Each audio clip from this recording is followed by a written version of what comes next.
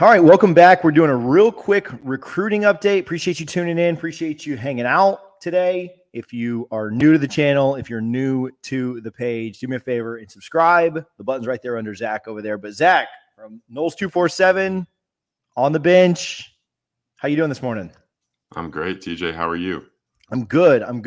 We want to talk about some big recruits. We got some questions that we want to try and get answered from different people that send them in. So if you send in a question, I appreciate it, whether it was on a DM, email, or on the timeline. It's appreciated. But first, I want to ask you, how's life been without Josh? I don't even know if people care about recruiting. I feel like every question is just like, hey, what's Josh doing? Or, what's doing over here? But how's it been at Noles 247 without him? It's been interesting, right? It's a different dynamic. Before we had the four-man squad, me, Josh, Brendan, and Chris. And then now we've expanded. Or where they're like the college football playoff, man. We got AB, we got Kev, we got Trey, who's been just awesome. And obviously the other two guys have been great. And then, Brett, Dane, and then the original three. So it's been awesome. But I'm super excited for Josh and his role at his new place. So it's been good all around, but yeah, definitely miss Josh. I love what you guys are doing. We try to give you guys a lot of love. I love the stuff that you guys are doing in Noles 247. We were doing the bourbon podcast last night, and I literally looked at Brendan and I said, you know what? I don't even think he's a bourbon guy, but I would love if Trey Rowland came and hosted a bourbon podcast because he's just like the best host I've ever heard. He is so good.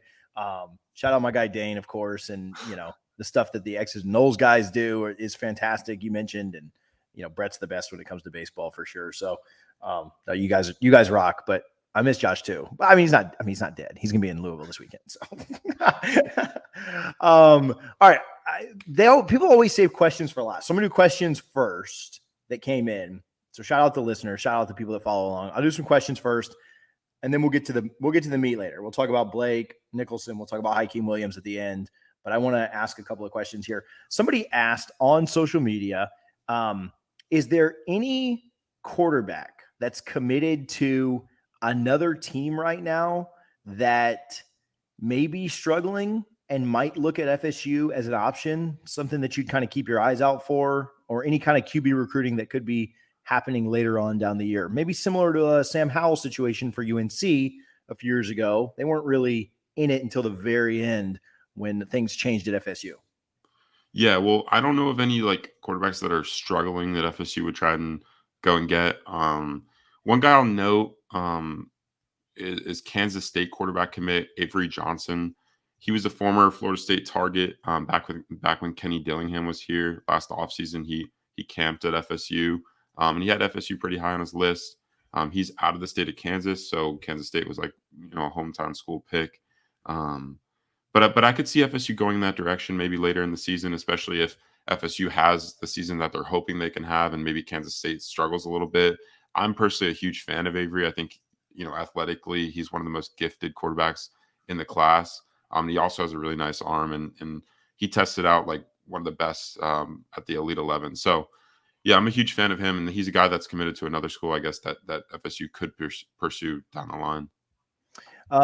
A follow-up there on the recruiting of quarterbacks. Is there a quarterback down there in South that's committed to a school in South Florida that Florida State could maybe make a run at or target, or are they still kind of keeping that option open? Yeah, well, Brendan reported on Noles 24/7, I think it was 2 weeks ago, before FSU went out to Louisiana for the LSU game. Tony Tokars and I believe one other coach went over to Milton, Florida to go see quarterback you're referencing, Milton 3-star Miami commit Emory Williams. He's a guy that FSU's definitely has their eye on. They are monitoring his progression throughout his senior season. I wouldn't call him a legitimate full-on target yet, but he's a guy that FSU is definitely showing interest in.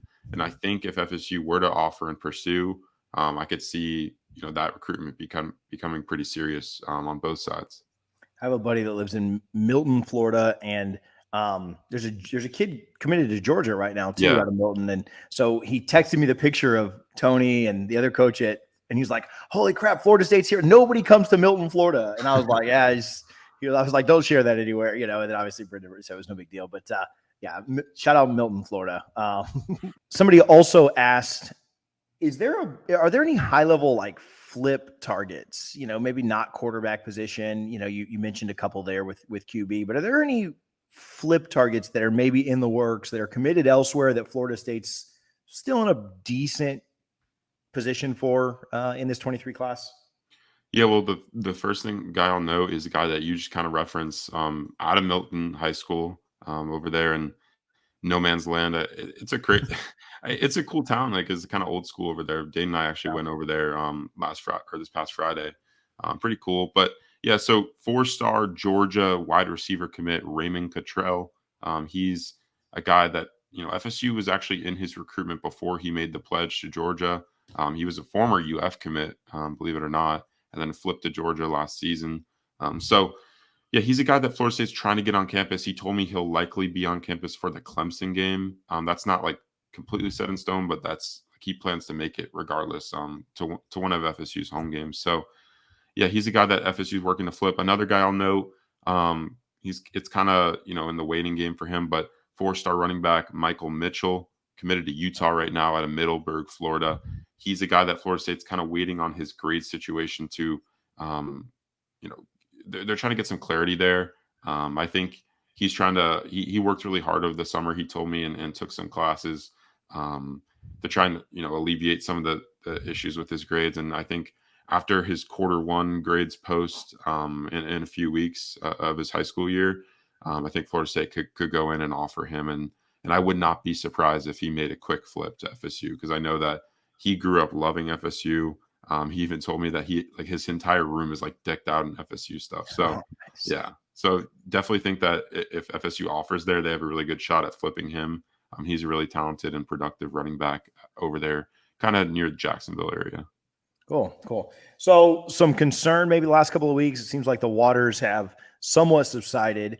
Some concern with Kearney, right? Rod Kearney taking the FSU stuff out of his bio, visited Florida a couple of times. That stuff has since entered back into his bio, right? Like the joys of high school recruiting. And he wrote, still an O, still committed. Just let me enjoy the process, no interviews. So, respect. I mean, it's his decision and it's his life, right? Like, so fans kind of stay out of it. But thoughts on Rod Kearney? Have the waters somewhat subsided there? Is that still kind of one that Florida State's going to have to battle out to the end, or what are your thoughts around that recruitment? Yeah, I mean, I definitely don't think it's all smoothed over. I think Florida State really needs to get him back on campus to interact with the coaching staff in person. I know that Alex Atkins went over to watch him play. I think it was an away game. I think it actually got delayed to a day later because of weather or whatever. But Alex Atkins went over to his area to go watch him play. I definitely think Florida has the momentum there, even though he's still committed on paper to Florida State. But FSU has a shot. I mean, they haven't had a home game in the past 2 weeks. They'll have their shot at Boston College. I think that'll be kind of the marking point on trying to get him on campus. You really need to get him back, and that's how FSU can kind of sway this one back to their favor. I think so.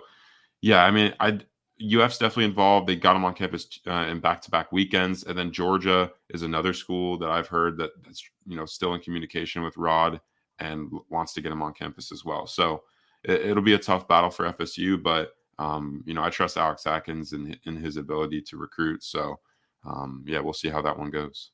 Another offensive lineman, obviously you want to keep Kearney in the fold, that they're targeting is DJ Chester. Talk to us there. Is that kind of a contingency? Would they take both Simmons and Kearney and Chester as well? Like talk to us about that recruitment and where Florida State stands there. Yeah, I think Chester's actually like the only lineman they would take, like regardless of who's committed. Like I think if Rod Kearney stayed, they would 100% take DJ Chester. I think they think he's a super talented offensive lineman and someone they really want to add to this class. But there's other schools involved. I know LSU leads on the crystal ball for him on 24/7 Sports with a few predictions in. Seems like they've got some momentum there. And then Michigan is another school. I know Ole Miss is trying to host him in the coming weeks. I think Dane told me he has an official set there for sometime in October. And Auburn's another program that I think he'll be there this weekend. So yeah, I think DJ Chester is definitely the highest priority target that's not committed to them on the offensive line. But there's a few others that let's say the recruitment with Rod Kearney goes south, they could turn to as kind of, plan B options. Zach Blostein of Noles 247. All right, we tease this. We'll get to the big guns and the things that we kind of expect to go down in the next week or so. Blake Nicholson's committing in less than a week, September 20th, down to a few schools that Florida State is one of, Oregon in that battle as well. Still feel good about FSU here? Yeah, I mean, it's like finally happening, right? I think he was kind of he took that end of July visit to Florida State, the 4-day visit, and kind of said that he was probably going to take the month of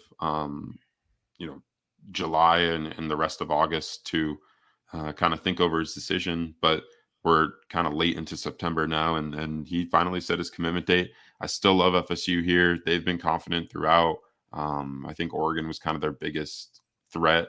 But I don't, I think FSU went out here, and a huge kudos to Randy Shannon and Derek Ray, who's actually originally from where Nicholson lives over there in Manteca, California.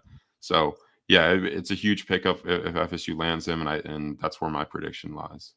He put Eastern on the edit, and a lot of people were freaking out, like, "Oh, that's for us." Like he's letting us know, God operates in Eastern time zone, so I don't know if that's a thing, but yeah, I like the Noles there too.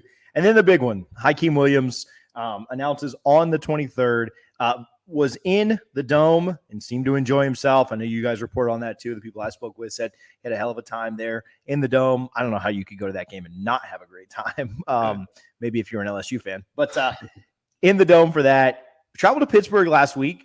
And was there for that. Good game. Pitt ends up losing close. I don't know how much that matters to recruits or whatever. And then is visiting A&M for what should be another fun one with Miami this weekend. I want to ask you how much in your dealing with not only Hykeem, but just recruits in general, how much does a dramatic win or a dramatic loss up at Pitt or a kind of a clunker game like A&M had last weekend? Obviously A&M could make up for that by showing out at 9 p.m. on Saturday night. But how much did those results matter in recruitments like this? They definitely do matter. I think how much it matters is dependent on, which recruit you're talking about. But I mean, if you look at kind of the history of, for me covering recruiting, I think a lot of those games have kind of shifted how recruitments end up. I remember I think it was the 2018 class, Kayvon Thibodeau, or 2019. He made it. Florida State was leading for him all summer. And then obviously the VTech game happened. He was there for that. And then he goes and travels to Oregon, I think the week after, and they have some crazy overtime win over, I don't know who it was, like Stanford or something. And it was one of the best games I've ever been to. And then after that, it seemed like Oregon just had the momentum. So it definitely can change how recruitments end up. And I think the experience that Hykeem got in Louisiana is probably why FSU kind of cemented themselves, it seems like, at the top of his recruitment for the time being. I think FSU probably leads for him right now. And my bet is that he picks FSU on the 23rd. But you never know. What if Texas A&M has a blowout game against Miami or vice versa? Those are two schools involved in his recruitment, along with Pitt, like you mentioned, where he was over this past weekend. So, yeah, I definitely think these type of games can impact recruitments. I don't know, how much, what percentage, Hykeem's putting into these games, but he definitely cares, right? If he's making these visits leading up right to his decision in just over a week. Yeah, it'd be interesting to see. Florida State feels confident there. Some predictions on different sites and different things have started to roll in Florida State's way. I think that, like you said, this weekend will be really telling. And then if he does pick the Noles, just hold on like hell until December, right? And try and get him to send in that letter. So, Zach, tell the people where they can follow you, where they can find your work, and how they can support you. Yeah, so my Twitter is zblostein247. I'm all on Noles 24/7 all day. If you guys have any recruiting questions or anything regarding the team, we got you covered. And then we're obviously putting out a bunch of content, just like TJ over here, who's been awesome. I have seen your YouTube game stepping up. I love the clickbait titles. That's my favorite. Hey, we got another one for this one, baby. You're good at that, man. You're good at that. So yeah, I appreciate you, TJ, and this is awesome.